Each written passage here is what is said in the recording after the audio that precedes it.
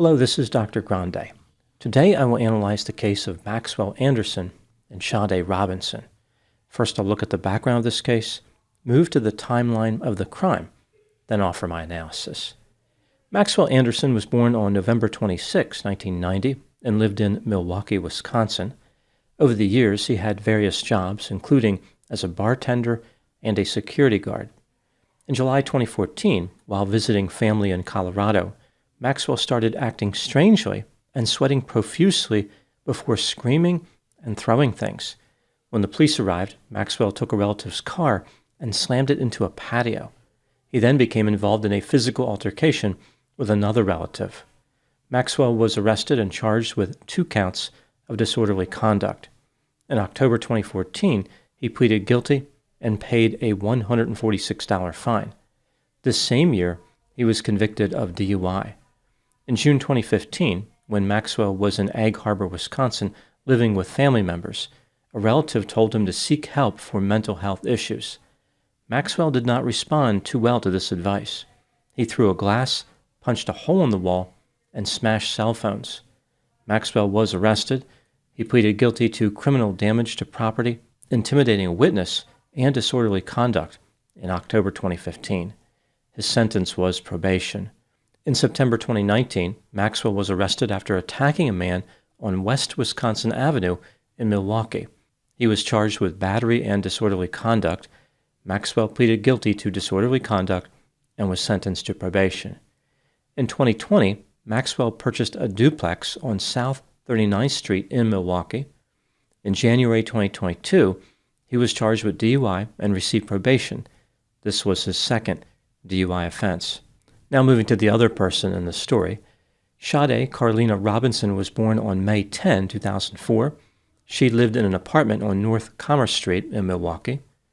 Sade studied criminal justice at the Milwaukee Area Technical College and worked 2 jobs, including at a pizzeria. Now moving to the timeline of the crime. On Tuesday, April 2, 2024, at 7:32 a.m., the fire department responded to a vehicle fire at North 38th Street and West Lisbon Avenue. The vehicle was a 2020 Honda Civic owned by Sade Robinson.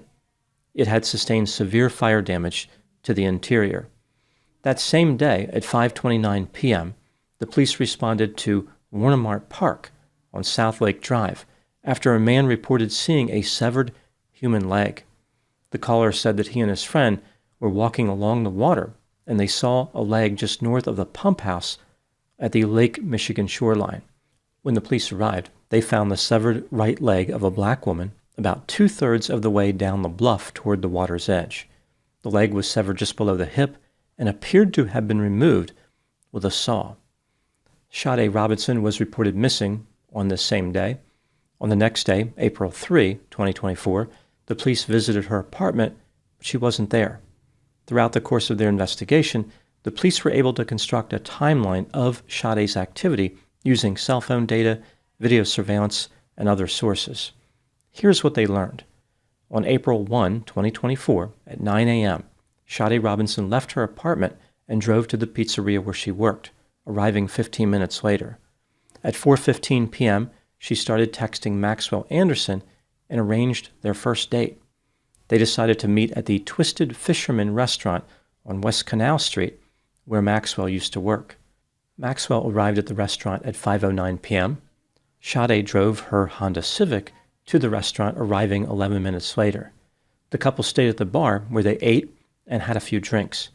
It's not clear why Sade was served alcohol when she was only 19 years old. At 6:24 p.m., the couple left the restaurant. Sade drove her Honda Civic as Maxwell rode in the passenger seat. They went to a bar called Duke's on Water, arriving at 6:36 p.m. Maxwell used to work at this place as well. At 9:03 p.m., they departed and drove to Maxwell's duplex, arriving at 9:24 p.m. Maxwell lived on the second floor of the duplex. When they entered, a light could be seen in the second floor window. At 12:47 a.m., now on April 2, 2024, Sade's Honda Civic left Maxwell's duplex. The police believed that Maxwell was the driver and that Sade was dead at this point. The vehicle drove around Milwaukee for a couple of hours. It was captured on 35th Street, North 6th Street, Commerce Street, West Capitol Drive, and West College Avenue. At 2:52 a.m., Sade's cell phone arrived at Warnermark Park, where Sade's leg was found later the same day. The Honda Civic rammed the gate leading to the pump house at 2:53 a.m. The police know this because broken pieces of Sade's vehicle were found near the gate. At 3:02 a.m., a camera mounted on the pump house captured a human figure on the bluff near where the leg was recovered. Presumably, this was Maxwell, but the figure could not be identified from the video.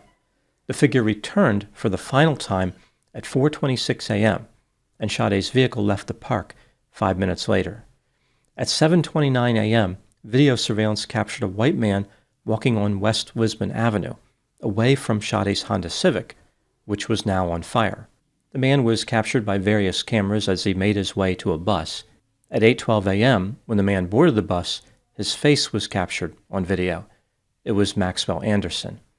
At South 35th Street and West Lakeland Avenue, Maxwell stepped off the bus at 8:35 a.m. At 8:43 a.m., he was captured on video walking through a gate behind his duplex. Based on the timeline constructed by the police, they developed a theory of the crime. Maxwell Anderson murdered Sade Robinson, took her body to the park, dismembered it, drove her Honda Civic 12 miles north, set the vehicle on fire, then made his way to his duplex. On April 4, 2024, Maxwell Anderson was arrested and charged in connection with Sade Robinson's murder. His trial started on May 28, 2025. On June 6 of that year, he was found guilty of first-degree intentional homicide, arson with the intent to destroy property, mutilating a corpse, and hiding a corpse. The jury took 36 minutes to return the verdict. The sentencing for 34-year-old Maxwell Anderson is scheduled for August 15, 2025, when he will face a mandatory term of life in prison. In Wisconsin, there is no parole for someone convicted of first-degree intentional homicide, but there is a program called extended supervision. This is where an offender is released into the community with strict conditions. As far as extended supervision eligibility, the judge can set it to any time between 20 years and never. Now moving to my analysis. Maxwell Anderson maintains his innocence, although it does not appear as though he has many supporters. If he did have supporters, they might say the case against him was circumstantial. Someone else could have committed the murder. It did not have to be Maxwell. The state, of course, disagrees. They argue that the case against Maxwell Anderson is nothing short of overwhelming. This brings me to the question, was Maxwell guilty of murder? Let's take a look at the evidence both for and against the idea that he was guilty, starting with the inculpatory factors. A former girlfriend said that Maxwell had taken her to a secluded shoreline, which Maxwell called his secret spot. As it turns out, this location was where Sade Robinson's leg was discovered. On March 5, 2024, less than a month before the murder, Maxwell allegedly told an acquaintance that he planned on killing Sade Robinson and dismembering her body in his basement. He allegedly showed the acquaintance the basement and 3 saws. Maxwell and Sade went on their first date on April 1, 2024. Sade died sometime that night or early on April 2. Using his cell phone, Maxwell captured photographs of Sade on his couch. She appeared to be incapacitated. She was face down in a cushion. In one image, Maxwell was grabbing Sade's right breast. This part of her body was never recovered. Maxwell was the last person to see Sade alive.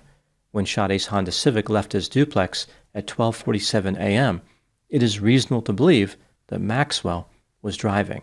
Furthermore, the seat of the Honda Civic was adjusted for someone of Maxwell's height. It was too far back for Sade.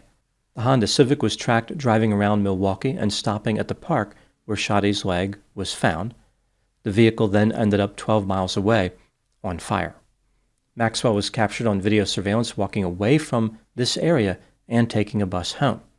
The gray hoodie that he was wearing when he was on the bus was recovered in a dumpster 2 blocks from his duplex. It contained his DNA as well as Sade's DNA.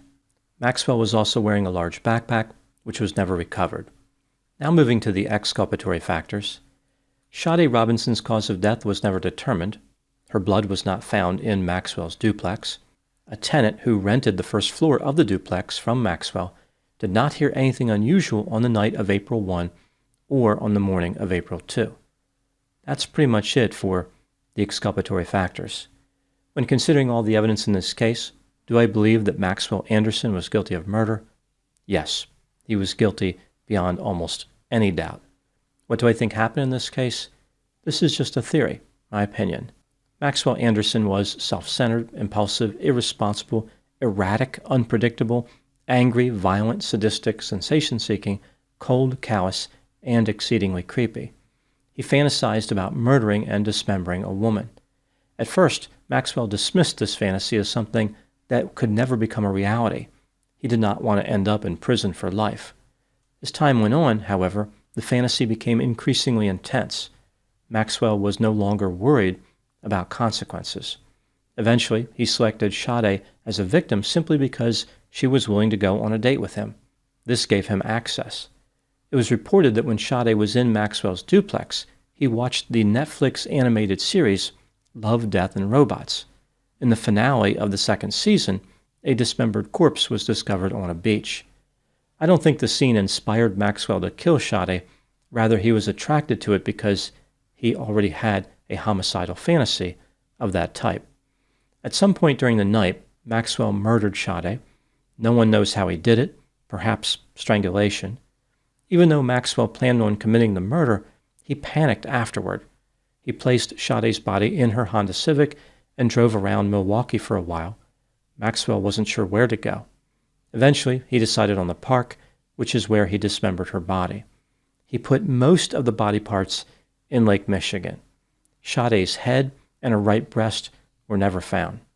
As far as his effort to escape responsibility, Maxwell didn't have much of a chance because he was captured on video near the burning Honda Civic. If Maxwell could have avoided being detected there, he could have crafted a more believable defense.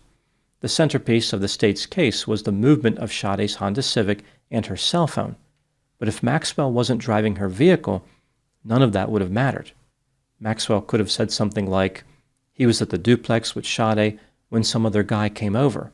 Maybe Sade was bored with Maxwell, so she contacted another lover. Sade and the man drove away in her vehicle. This mysterious man must have been her killer. Maxwell couldn't really make this argument once he was placed near the burning vehicle. He had no way to explain why he was there.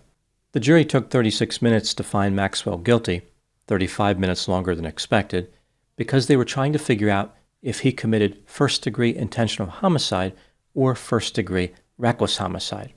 The delay was about whether the murder was premeditated. What does justice look like in this case? I think Maxwell Anderson should be sentenced to life without the possibility of extended supervision. He had a history of criminal behavior leading up to the murder. It wasn't like he was some angel who had a moment of impulsivity. One interesting element of this case is how Sade Robinson's movements were so well documented. This is how Maxwell was caught. This wasn't a situation where a young woman ran off with a man and her whereabouts were a mystery. Maxwell committed this murder even though the location of his victim could be tracked. This speaks to the intensity of his desire. Maxwell tricked himself into believing he could escape, but he was the only one who was deceived. Those are my thoughts in the case of Maxwell Anderson and Sade Robinson. Thank you so much for watching. I'll talk to you soon.